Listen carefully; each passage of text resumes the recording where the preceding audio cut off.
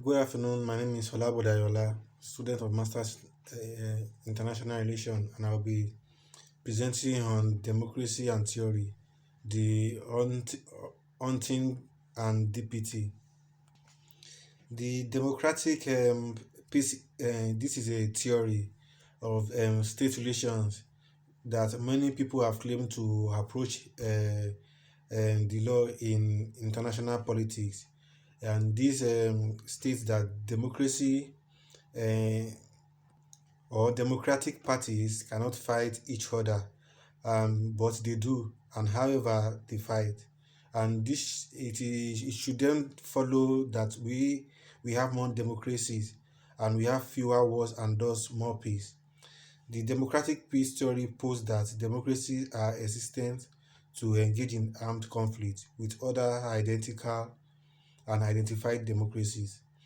And among proponents of the democratic peace theory, there are several factors which held as motivating peace between democratic states, and there are variations of the democratic peace theory that emphasizes that liberal and republican forms of democracies are less likely to go to war with one another.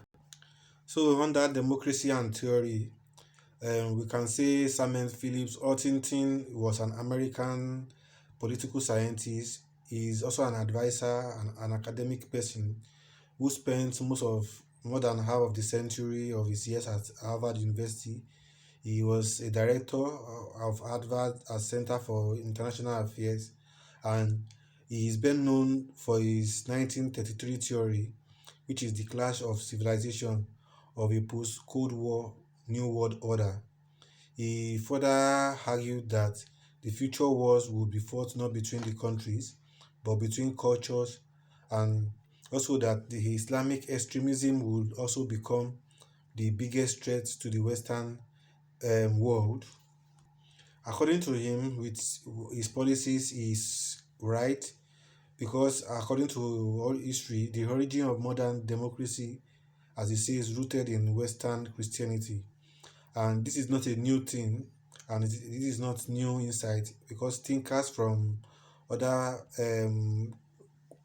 other um, ethnic groups, they have observed that in many ways modern democracy is in fact a secularized version of the universality of Christian doctrine. So we can say democracy, according to Huntington, is the group of transitions from non-democratic to democratic regimes, which occurs with a specified period of time, and it is significantly outnumbered transition in the opposite directions during that period of time. So Huntington also believed that while the age of ideology had ended, the world had only reverted to normal state of affairs, which is characterized by cultural conflict. And his thesis, he argued that the primary axis of conflict in the future will be among cultural lines.